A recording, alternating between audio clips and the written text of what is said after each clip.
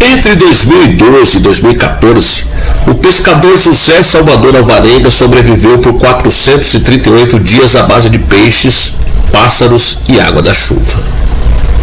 Ele e um colega chamado Ezequiel Córdoba saíram da Costa Azul, um vilarejo de pescadores na costa do estado de Chiapas, no México, para um turno de pesca em alto mar que deveria durar cerca de 30 horas. No entanto, a jornada de Alvarenga na embarcação duraria mais de um ano, enquanto Córdoba nunca mais pisaria em terra firme. Em um livro, Alvarenga conta tudo pelo qual passou enquanto esteve perdido no mar, onde bebeu urina e sangue de tartarugas e pássaros para sobreviver. A família do seu colega de pesca, Ezequiel Córdoba, o acusa de ter comido o corpo do rapaz de 22 anos após os dois naufragarem. O que Alvarenga sempre negou. Conheça agora a história do pescador que sobreviveu após 438 dias à deriva. Eu sou o Sidney Góes e você está no Placebo. Se inscreva no canal, deixe seu like e vem comigo que no caminho eu te explico.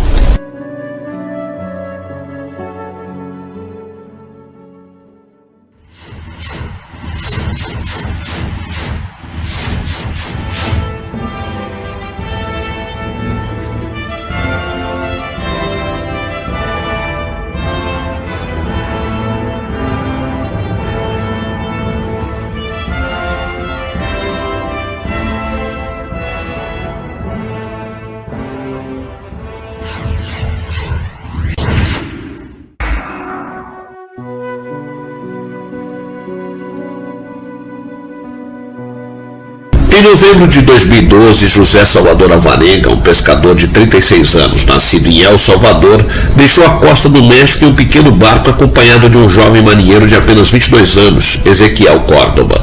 Após apenas um dia no mar, uma súbita tempestade atingiu o barco, causando danos irreversíveis à embarcação. Alvarenga, no entanto, era um navegador experiente e sabia que precisava manter a calma. Os dois homens se encontravam a 50 milhas de distância da costa. O barco estava seriamente com problemas, graves problemas. Enquanto a tempestade continuava castigando fortemente a embarcação, a água começou a acumular-se em seu interior. Assim, Alvarenga pilotava ao mesmo tempo que Córdoba jogava a água freneticamente de volta ao oceano. Era inegavelmente uma corrida contra o tempo.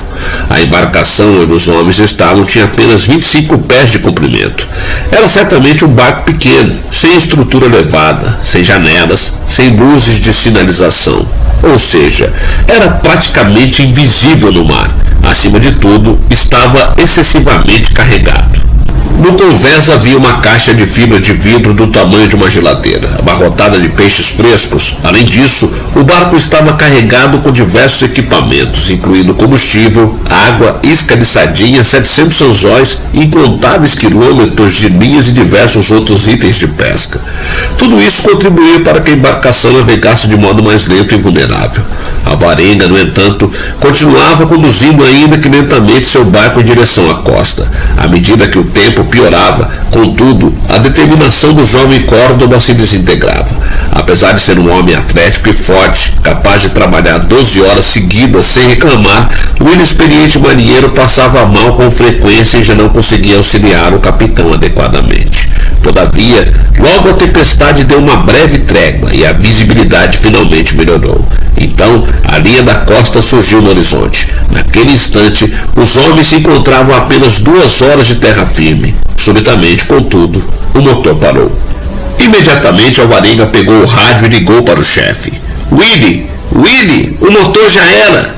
Calma, cara, me passe suas coordenadas, respondeu Willy do cais da praia em Costa Azul. Não temos GPS, não está funcionando. Baixe a âncora, ordenou Willy. Não temos âncora, disse Alvarenga. De fato, o capitão havia notado que o item estava faltando antes de partir, mas não achava que precisaria dela em alto mar. Ok, estamos indo buscá-lo, respondeu Willy. Havia mais de 500 quilos de peixe fresco a bordo, o que tornava o barco extremamente pesado e instável.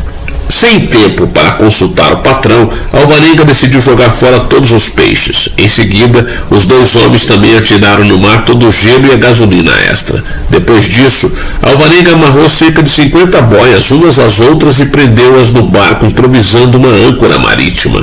A âncora improvisada não serviria para segurar o barco, pois flutuava na superfície, mas proporcionava arrasto e estabilidade à embarcação. No entanto, a sorte realmente não estava ao lado dos dois homens.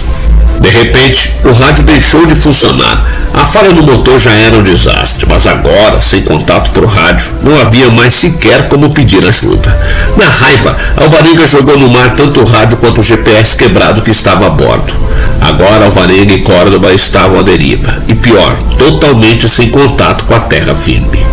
Com o passar dos dias, Alvarenga e Córdoba tiveram que aprender a sobreviver sozinhos. Ambos desenvolveram novas habilidades de pesca, aprenderam a capturar pássaros e tartarugas marinhas. Enfim, depois de mais de 2 meses no mar, Alvarenga havia finalmente se acostumado à alimentação crua e a beber água da chuva. Córdoba, no entanto, afundava em um declínio físico e mental. Os dois estavam no mesmo barco, mas seguiram caminhos muito diferentes. Por fim, Córdoba ficou doente e passou a recusar alimentos. A depressão consumia. Estou morrendo, logo partirei, disse o jovem marinheiro certa manhã. Não me deixe só, você tem que lutar pela vida. O que vou fazer aqui sozinho? Gritou Alvarenga, mas já era tarde. Momentos depois, Córdoba partiu. Salvador Alvarenga descreveu como foi a despedida do seu companheiro de viagem. O pescador somente se livrou do corpo do amigo 6 dias após a sua morte. Primeiro lavei os pés, suas roupas eram úteis, então tirei um short e um moletom, contou Alvarenga. Depois joguei ele no mar, em seguida desmaiei, revelou o sobrevivente.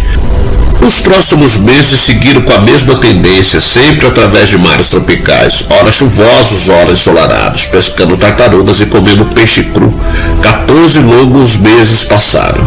Em um belo e ensolarado dia, Salvador Alvarenga estava deitado no convés observando o céu quando de repente avistou um bando de pássaros. Então, uma pequena ilha tropical emergiu no horizonte. Era um atol verdejante no meio do Pacífico, uma pequena colina rodeada por um calendoscópio de incríveis águas azul turquesas. A mente acelerada de Alvarenga imaginou vários cenários diferentes. O que aconteceria se o barco se afastasse? Já havia ocorrido antes. O navegador tentava captar detalhes da costa. Era uma ilha minúscula do tamanho de um campo de futebol, calculou. Parecia inabitada, sem estradas, carros ou casas. Com sua faca, Alvarenga cortou a linha das boias que traziam estabilidade ao barco. Foi certamente um movimento drástico. Em mar aberto, sem âncora marítima, a embarcação poderia virar facilmente durante uma tempestade tropical. Alvarenga, todavia, via bem a orla e apostava que naquele momento velocidade era mais importante do que estabilidade. 1 hora depois, Alvarenga estava bem mais próximo da ilha, a 10 metros da praia. Mergulhou na água, depois remou como uma tartaruga até que uma grande onda o arremessou para dentro da praia como um tronco flutuante. O mar retrocedeu, deixando o sobrevivente com a cara enterrada na areia. Eu segurei um punhado de areia como se fosse um tesouro, contou Alvarenga. Embora não soubesse, Alvarenga desembarcou na Ilhota Tile, uma pequena ilha que faz parte do atol de Ebon, no extremo sul das 1.156 ilhas que compõem a República das Ilhas Marshall, uma das mais remotas da Terra. Para se ter uma ideia, um barco saindo de Ebon em busca de terra teria que navegar 4.000 milhas a nordeste para atingir o Alasca, ou 2.500 milhas a sudoeste para chegar a Brisbane, na Austrália. Caminhando pelo mato, Alvarenga se viu parado em frente à casa de praia de Amy e seu marido Russell.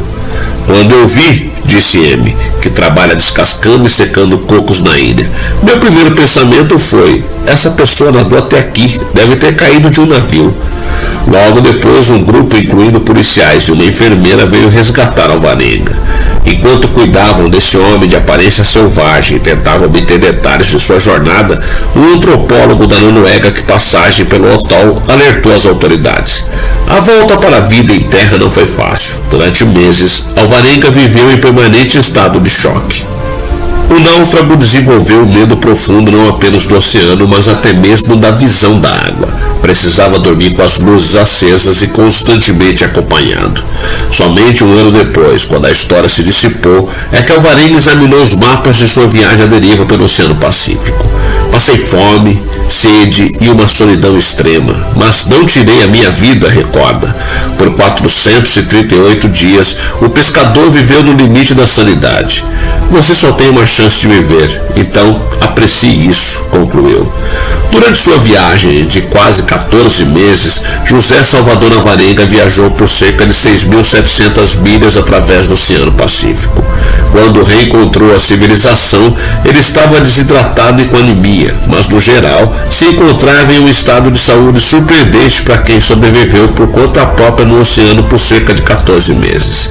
Ele foi, aliás, acusado pela família de Córdoba de ter canibalizado o colega, o que Alvarenga sempre negou. Um detalhe relevante é que, segundo um estudo realizado pela Universidade de Duke, seria sim possível sobreviver nas condições descritas pelo náufrago.